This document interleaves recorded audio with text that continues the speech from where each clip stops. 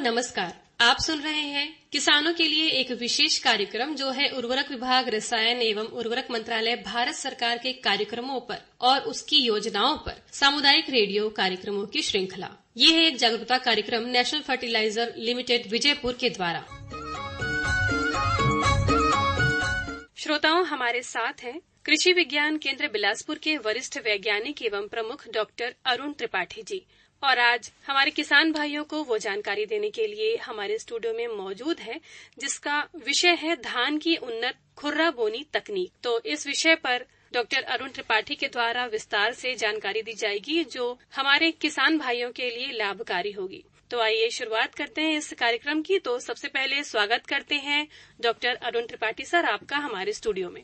धन्यवाद। कार्यक्रम में हमारा जो पहला सवाल है वो है कि धान की उन्नत खुर्रा बोनी तकनीक क्या है, इस बारे में आप थोड़ा विस्तार से हमारे किसान भाइयों को जानकारी देंगे। जी देखिए, धान छत्तीसगढ़ की प्रमुख फसल है और धान की खेती, धान का उत्पादन वर्षा की अनिश्चितता से लगातार प्रभावित हो रहा है। पहले भी होता था, अभी भी हो रहा है, आगे भी होगा। पिछले 20 सालों का जो वर्षा का ट्रेंड है वो लगातार उसकी जो डिस्ट्रीब्यूशन ऑफ रेनफॉल है, वर्षा का जो वितरण है वो असमान है और क्वांटिटी ऑफ रेनफॉल भी कम होती जा रही है, जिसके चलते क्या होता है कि जब भी हम रोपा लगाएं, लेही चोपी लगाएं, ये इन पद्धतियों से करने में एक तो विलंब होता है क्योंकि जब तक रेनफॉल बारिश पर्याप्त नहीं होती तब तक किसान भाई रोपा हो या लेही चोपी हो इन पद्धतियों में धान की बोनी नहीं कर पाते, जिसके चलते यदि बोनी में ही विलंब होगा तो आगे कीट व्याधियों का प्रकोप भी ज्यादा होता है, कल्ले कम निकलते हैं और हमें उत्पादन कम मिलता है। इसके लिए पहले छत्तीसगढ़ में परंपरागत रूप से छिटक कर बोनी धान की जाती रही है। इसमें इम्प्रूवमेंट करके वैज्ञानिकों ने एक तकनीक विकसित की जिसको उन्नत खुर्रा बोनी तकनीक कहते हैं। इस तकनीक में ये किया जाता है कि किसान पहले जब खेत सूखा हो उस समय अकरस जुताई मतलब ग्रीष्मकालीन जुताई यदि कर देते हैं, हल्की नमी यदि खेत में है उस समय यदि खेत की गहरी जुताई कर देते हैं, इससे क्या होता है कि जब बारिश में पानी बरसता है वर्षा ऋतु में तो उसके बाद उसकी जो इन्फिल्ट्रेशन है, पानी जमीन में रिसके जमीन के नीचे जाता है, मिट्टी का कटाव कम होता है, ये एक उसका लाभ होता है। और सूखे स्थिति में भी सीधे लाइन में धान की बोनी कर देते हैं। इसके लिए सीड ड्रिल उपलब्ध है, इंक्लाइन प्लेट प्लांटर उपलब्ध है, जिनके माध्यम से सीधे यदि खेत में बोनी कर देते हैं तो ऐसा करने से बीज की मात्रा भी कम लगती है और धान यदि सूखे में पड़ा है तो जैसी बारिश होती है तो खेत में नमी होती है और नमी में बीज जो है अंकुरित हो जाता है और उसी अंकुरित होने के वजह से यदि समय से अंकुरित हो गया और मान लीजिए कि हमने इस पद्धति से नहीं किया, रोपा पद्धति या लेही चोपी पद्धति की प्रतीक्षा कर रहे हैं, तो ये जो 20 से 25 दिन का इंतजार अमूमन हमें करना पड़ता है कि हमारा खेत तैयार होगा, बतर में आएगा या पर्याप्त उसमें पानी होगा, तब हम इन पद्धतियों से बोनी कर पाएंगे। यदि हमने सीधी बोनी कर दी तो ये समय बचता है। पहली बात, जब समय बचेगा तो हमारा फसल हमारी जल्दी भी पक के तैयार हो जाती है और उसको बढ़वार के लिए ज्यादा समय मिलता है, ज्यादा कल्ले निकलते हैं। इसमें एक बड़ी समस्या पहले आती थी कि खरपतवार का प्रबंधन कैसे करें, इसमें खाद उर्वरक का प्रयोग कैसे करें, तो वो सारी चीजों में भी रिफाइनमेंट हुआ है, संशोधन हुआ है और ये बहुत ही फायदे की तकनीक है और इससे धान की फसल का सूखे से बचाव होता है। जो वर्षा जल है उसका ज्यादा बेहतर उपयोग हो पाता है, खेत में इन्फिल्ट्रेशन भी होता है। पानी का जो है, जो धान यदि शुरू में बो दी गई है तो जब भी ड्राई स्पेल आता है, अक्सर ऐसा देखने में आता है कि धान में खरीफ में 10 से 15 दिन का टाइम जुलाई के महीने में ऐसा हो जाता है जिसमें क्या होता है, बिल्कुल बारिश होती नहीं है। जब बारिश नहीं होती है तो धान बहुत संवेदनशील फसल है, धान की जड़ें बहुत उथली होती हैं, ऊपर होती है मिट्टी में, बारिश होती नहीं है तो धान सूख जाती है, मुरझा जाती है, टेम्परेरी विल्टिंग में चली जाती है। यदि अपन ने शुरू से बोनी कर दी है तो धान की फसल ये जो सूखा वाला स्पेल होता है इससे अपने आप को बचा लेती है और उत्पादन पर ज्यादा दुष्प्रभाव नहीं पड़ता। धान की डेफिनेटली ये चीजें होंगी तो धान की पैदावार भी हमको ज्यादा मिलती है और यदि ये सब चीजें हुई तो यदि अक्टूबर में धान की फसल हमारी तैयार हो जाएगी तो रबी फसल के लिए, दूसरी फसल के लिए हमारा खेत समय पर तैयार हो जाता है, जिसमें हम चना की फसल ले सकते हैं, अलसी ले सकते हैं, अन्य दूसरी फसलें ले सकते हैं। किसान को हर महीने यदि 2 फसल लेंगे तो रोजगार भी ज्यादा मिलेगा, किसानों की फसल की सघनता बढ़ेगी, ज्यादा फायदा होगा। इसलिए ये जो उन्नत खुर्रा बोनी तकनीक है ये बहुत ही कारगर है सूखे से बचाव के लिए, नमी के संरक्षण के लिए और इससे किसानों को ज्यादा लाभ मिलता है। हम ये आपसे जानना चाहेंगे कि जैसे ये तकनीक के बारे में आपने बात की है, खुर्रा बोनी तकनीक की, तो एक सवाल ये उठता है कि इस तकनीक का जो प्रशिक्षण है जी, वो भी कृषि विज्ञान केंद्र के द्वारा दिया जाता है। हाँ जी, बिल्कुल, प्रशिक्षण एवं प्रदर्शन दोनों। हम इसके बारे में किसान भाइयों को प्रशिक्षित भी कर रहे हैं और मुझे आपको बताते हुए खुशी भी हो रही है कि पिछले 5 सालों के आंकड़े हमने देखे तो पूरे बिलासपुर जिले में अभी 77,000 हेक्टेयर में 5 साल पहले ये डायरेक्ट सीडिंग या खुर्रा बोनी से बोनी की जाती थी। अभी ये बढ़ के 2023 में करीब 1 लाख हेक्टेयर में पहुंच गया है और ये बढ़ता जा रहा है। किसान इसको पसंद भी कर रहे हैं, किसानों को इस तकनीक से बोनी करने में फायदा हो रहा है। चूंकि धान का हमारे छत्तीसगढ़ में रेट अच्छा मिलता है, विक्रय किसानों को अच्छे उसमें हो जाता है, कोई समस्या नहीं है, तो पैदावार में या उत्पादन में खर्च की बचत होती है उन्नत खुर्रा बोनी करने में। लेबर सबसे महंगे हैं, यदि वो रोपाई में जाएंगे, लेही चोपी में जाएंगे तो उनको ज्यादा श्रमिकों की आवश्यकता होगी, खर्च बढ़ेगा। इस तकनीक से खर्च कम होता है, उत्पादन ज्यादा होता है और एक और सबसे बड़ा फायदा जो कि 2 फसल ले सकते हैं, ये भी उसका एक लाभ है।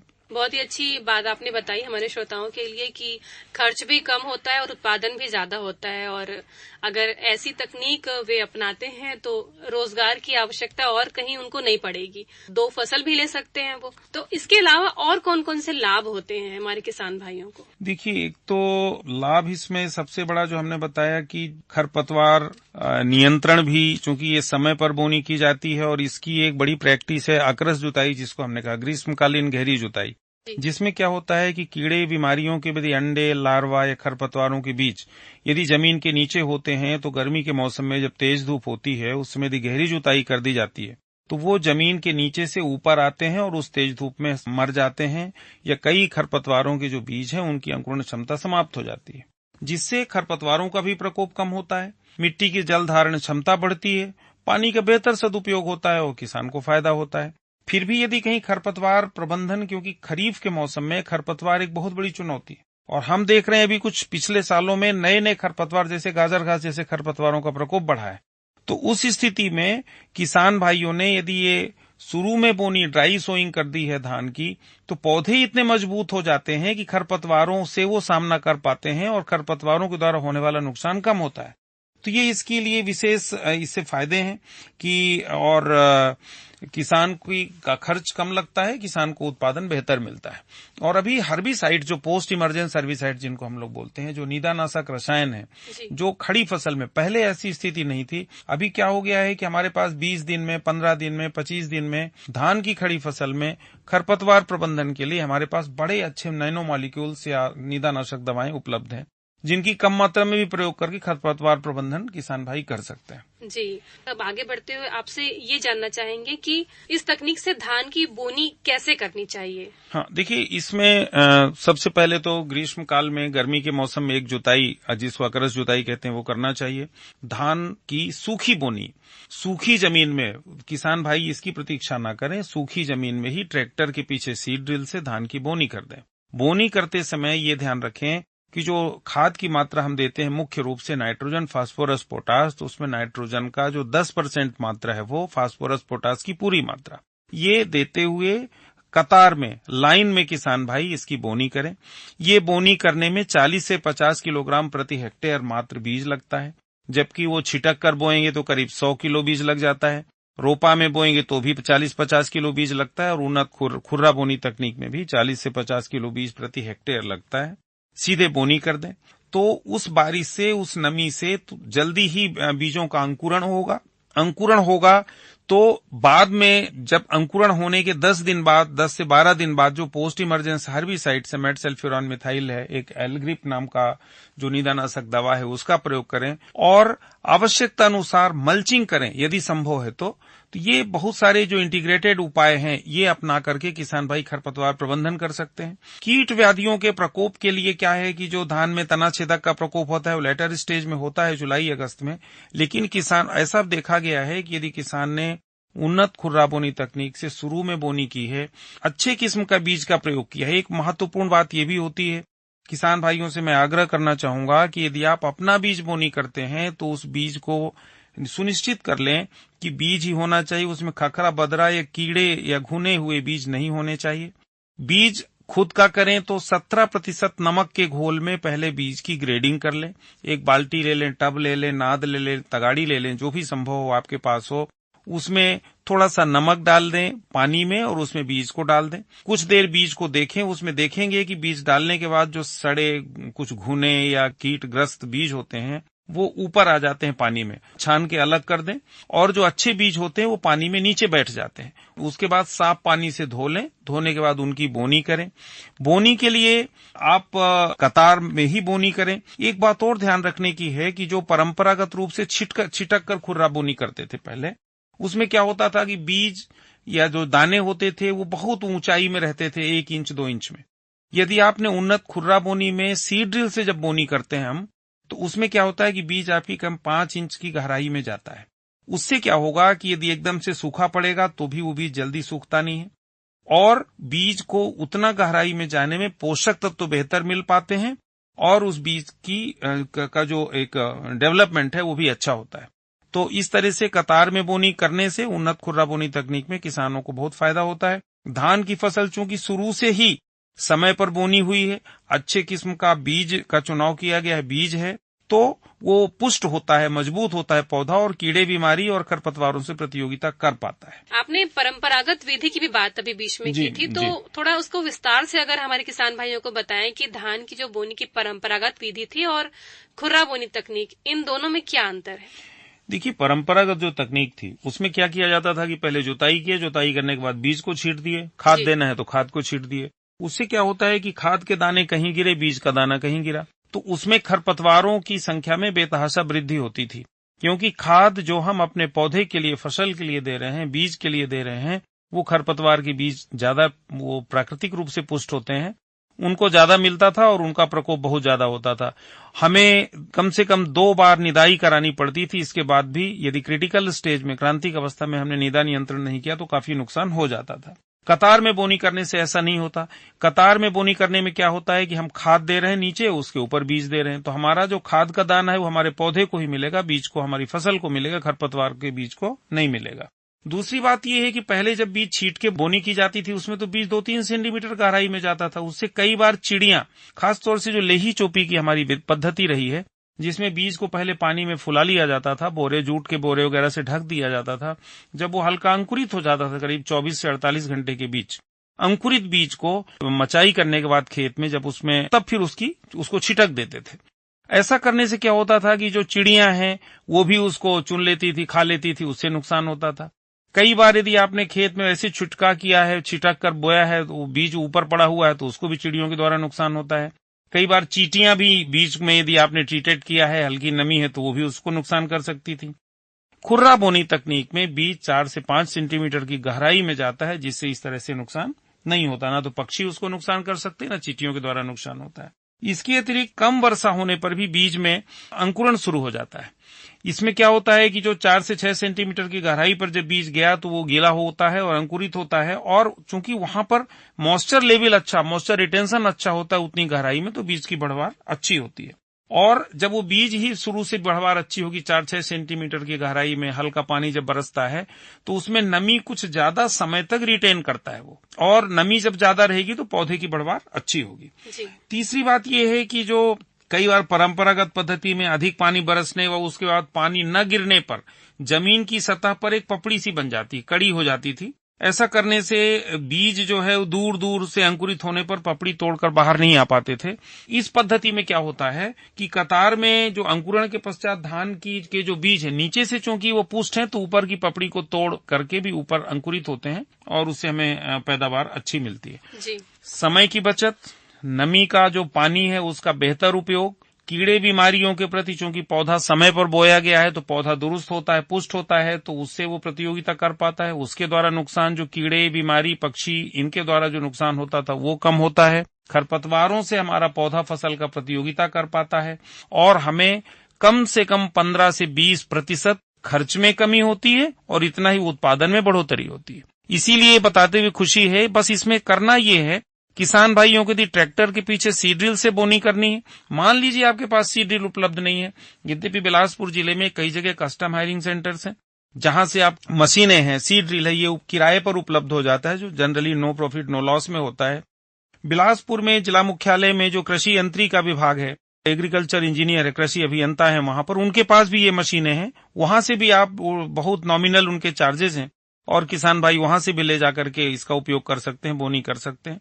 कृषि विज्ञान केंद्र से भी वो मदद मांग सकते हैं। हमारे पास भी यथासंभव कृषि विज्ञान केंद्र से भी उनको हम बोनी की जो तकनीक है इसका हम प्रशिक्षण भी देते हैं और उनके यहाँ डिमॉन्स्ट्रेशन भी कर सकते हैं। उनको जाके बताएंगे, सिखाएंगे, उसका नॉमिनल खर्च जो भी शासन के द्वारा नियत है वो उनको भुगतान करना होगा। जी, और अब हम बात करेंगे खाद और उर्वरक की, तो इसके बारे में थोड़ा विस्तार से हमारे किसान भाइयों को आप बताएंगे कि इस तकनीक में खाद और उर्वरक का उपयोग कैसे करना है और कब करना है। जी देखिए, उन्नत खुर्रा बोनी तकनीक में बोने के समय ही आपको मोटे तौर पर पौधों को जो 16 पोषक तत्वों की आवश्यकता होती है, उसमें जो प्रमुख पोषक तत्व जो दिए जाते हैं नाइट्रोजन, फास्फोरस, पोटास और जिंक धान के मामले में, तो इसमें से स्फूर और पोटास, फास्फोरस और पोटास इनको बोते समय ही देना है। कतार में यदि आप सीड ड्रिल से बोनी करते हैं तो वो उसमें ऐसा अरेंजमेंट रहता है, ऐसा कैलिब्रेशन रहता है कि नीचे खाद गिरेगी, ऊपर बीज गिरेगा। तो ये आपको बोते समय देना है। जो नाइट्रोजन की मात्रा है जो यूरिया के माध्यम से देते हैं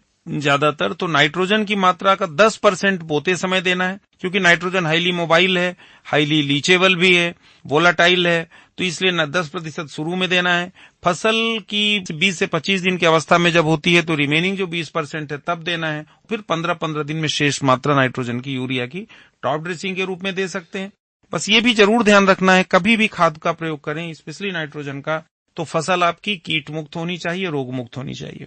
उदाहरण के लिए फसल में आपके कीड़े का प्रकोप है, उदाहरण तना छेदक लगा हुआ है, गंगई लगी हुई है, गाभी लगी हुई है, गालमिज है, केसवर में कोई बंकी है, कोई भी कीड़ा एक कैदी प्रकोप है, आपने यूरिया दे दिया, तो यूरिया का काम या नाइट्रोजन का काम होता है पौधे की वानस्पतिक बढ़वार को बढ़ाना।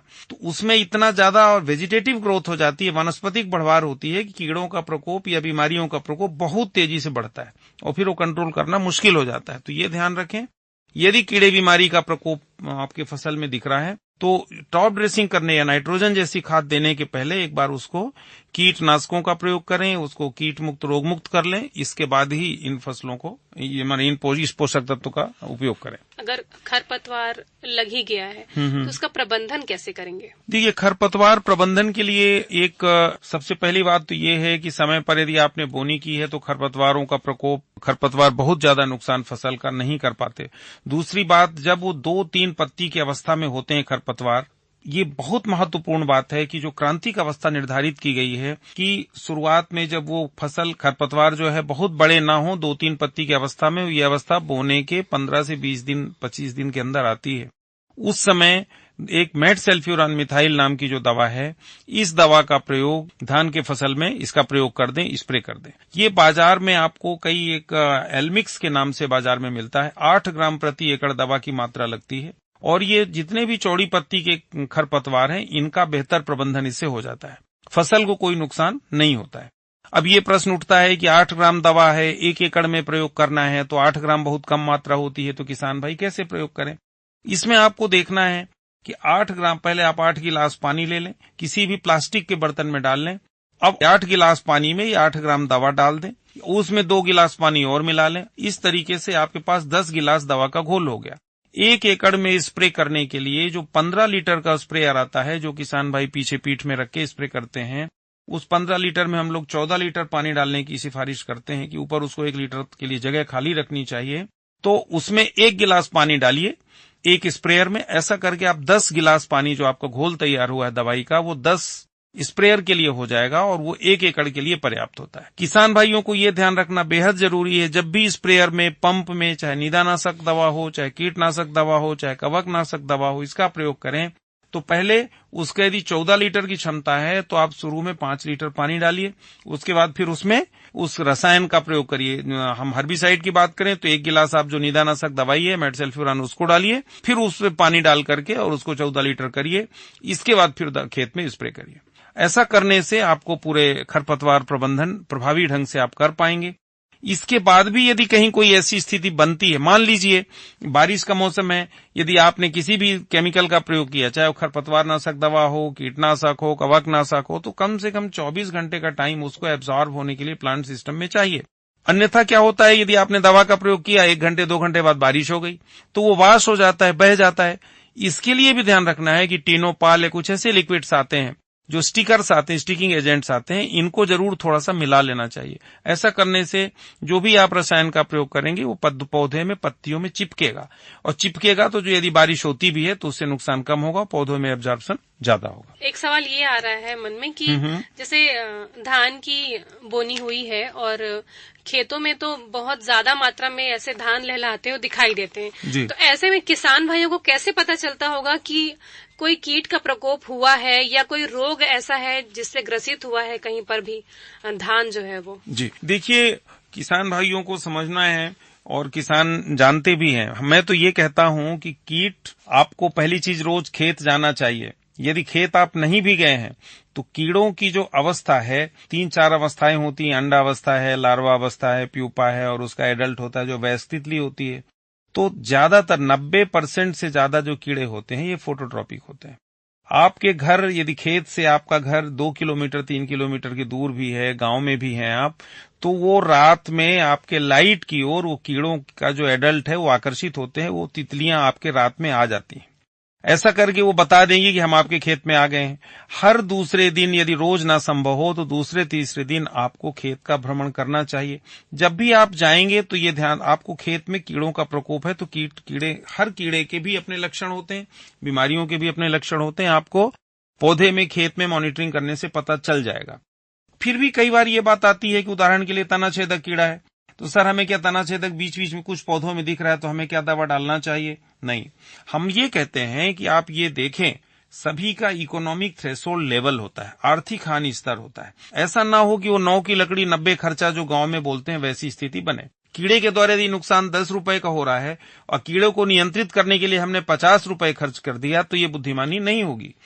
हमें ये ध्यान देना चाहिए कि इस कीड़े के द्वारा यदि कितना नुकसान हो रहा है और नुकसान से बचाव के लिए हम उसमें कितना खर्च करेंगे। इसके लिए सभी का प्रति वर्ग मीटर, 1 स्क्वायर मीटर में यदि आपको 10 से ज्यादा तनाछेदक के कीड़े दिख रहे हैं, आपको इसी तरह यदि 1 वर्ग मीटर में सभी के लिए एक स्पेसिफिकेशन जो इकोनॉमिक थ्रेशोल्ड लेवल है वो तय किया गया है, उसके हिसाब से ही आप दवा का प्रयोग करें। प्रयास ये होना चाहिए कि कीड़े बीमारियों के लिए हम लोगों की अनुशंसा होती है 3 कोने की ऐसी लकड़ियां, उसको बर्ड परचेज बोलते हैं। ज्यादातर कीड़े ऐसे होते हैं जिनको चिड़ियां अपना भोजन बनाती हैं। बड़े सवेरे का टाइम आप जब भी खेत में जाएंगे तो चिड़ियों की, पक्षियों की गतिविधियां भी आपको खूब दिखेंगी। तो यदि आपने लकड़ियां बीच बीच में गड़ा दी, परचेज गड़ा दी है, कम से कम 1 एकड़ में आपने 15 जगह 20 जगह आपने लकड़ियां गड़ा दी, 3 कोने की, 2 कोने की, जिसमें क्या होता है कि चिड़ियां आती हैं, सवेरे वहां बैठती हैं। चिड़िया बैठेंगी और उनको तो भोजन चाहिए, उनका ध्यान कीड़े की ओर जाता है। यदि तनाछेदक है, कोई भी इल्ली है आपके खेत में है, उनका ध्यान जाता है, वो खा करके उसको नियंत्रित करती है।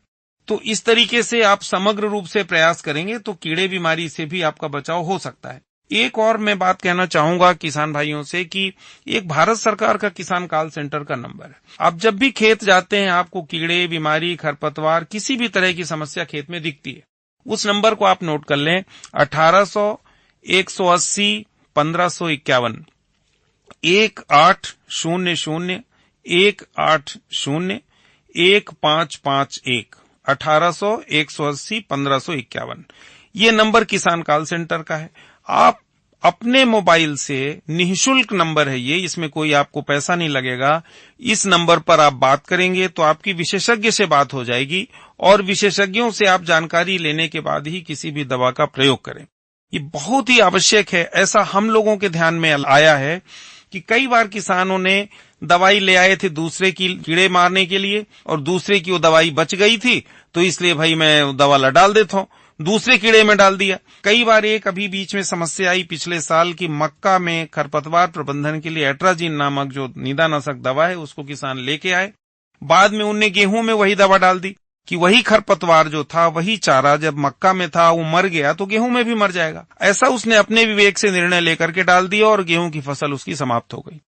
तो ऐसा कभी ना करें। रत्ती भर मन में शंका है तो तुरंत इस नंबर पर, जो किसान कॉल सेंटर का नंबर है, निःशुल्क नंबर है, इस पर आप फोन लगा लें और विशेषज्ञ से आप बात कर लें कि हमारे पास ये दवा है, ये फसल लगी हुई है, इसमें ये चारा का, निदा का प्रयोग ज्यादा है, प्रकोप ज्यादा है, तो क्या हम इस दवा को डाल सकते हैं। यदि डाल सकते हैं तो उस दवा की क्या खुराक होनी चाहिए, किस अवस्था में डालना है, कितनी मात्रा में डालना है, कैसे डालना है, ये सारी जानकारी आप ले लें, इसके बाद ही दवा का प्रयोग करें। अन्यथा फसलों में कीड़ों के प्रति, बीमारियों के प्रति, खरपतवारों के प्रति क्या हो रहा है, प्रतिरोधिता विकसित हो रही है और बाद में ये दवाएं कारगर नहीं हो पाती। तो इन बातों का विशेष ध्यान रखना चाहिए। खुर्रा बोनी तकनीक में जल प्रबंधन के विषय में आप क्या जानकारी देना चाहेंगे? देखिए, जल प्रबंधन, जो कि ये खरीफ की हम बात कर रहे हैं, वर्षा ऋतु में धान की खेती की बात कर रहे हैं उन्नत खुर्रा बोनी तकनीक से, जैसा मैंने बताया कि आपको जल की उपयोग क्षमता यूं ही काफी बेहतर होती है दूसरी पद्धतियों की तुलना में। हमने समय से बोनी कर दी, सूखी बोनी कर दी है, तो जब भी पानी गिरता है तो पानी की एक एक बूंद का उपयोग होता है, सदुपयोग होता है।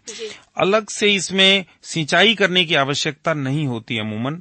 लेकिन मान लीजिए कि 20 दिन लगातार पानी नहीं गिर रहा है, आपकी जो मटासी जमीन है या कहीं भाटा जमीन में यदि आपने धान लगा दिया है, उस स्थिति में आपका खेत सूखा है, तो फिर आपको जो क्रांतिक अवस्थाएं होती हैं, धान की पहली क्रांतिक अवस्था जब उसमें कंसे निकल रहे होते हैं, उस समय यदि खेत में सूखा रहेगा, कंसे निकलने की अवस्था बोने के करीब करीब 30-35 दिन में आती है, 30-32 दिन में।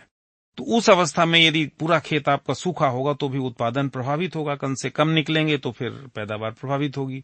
दूसरी अवस्था आती है जब धान में पेनिकल इमर्ज होता है, गभोट की अवस्था होती है, और उसके बाद जब उसमें बालियां निकल रही होती हैं, दाने निकल रहे होते हैं, दूधिया अवस्था होती है।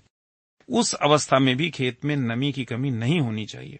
इन केस ऐसी प्रतिकूल परिस्थिति बनती है कि उस समय खेत सूखा है, पानी नहीं बरस रहा है, 20 दिन 15 दिन खेत पानी निकल गया, बारिश नहीं हुई है, तो उस समय भी किसान भाइयों को ध्यान रखना चाहिए, उस समय हल्की सिंचाई करना चाहिए ताकि आपकी जो दाने हैं वो पुष्ट भरें और जो फर्टिलाइजेशन की क्रिया है, जो परागण की क्रिया है, वो बराबर हो और उसमें दाने पुष्ट भरेंगे। अन्यथा पानी की कमी से पोचे दाने, जो खखरा बदरा हम जिनको बोलते हैं, वो ज्यादा हो जाएंगे और नुकसान होगा। इन्हीं जानकारियों के साथ हम बहुत बहुत धन्यवाद देते हैं डॉक्टर अरुण त्रिपाठी को कि आपने हमारे किसान भाइयों को धान की उन्नत खुर्रा बोनी तकनीक के बारे में जानकारी दी। बहुत बहुत धन्यवाद। आप धन्यवाद।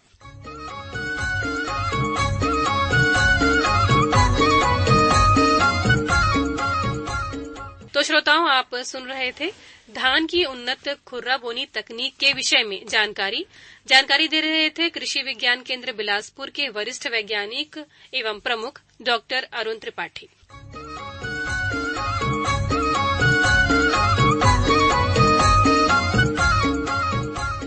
श्रोताओं, आप सुन रहे थे उर्वरक विभाग, रसायन एवं उर्वरक मंत्रालय, भारत सरकार के कार्यक्रमों और योजनाओं पर सामुदायिक रेडियो कार्यक्रमों की एक श्रृंखला, जो एक जागरूकता कार्यक्रम है हमारे किसान भाइयों के लिए नेशनल फर्टिलाइजर्स लिमिटेड विजयपुर के द्वारा।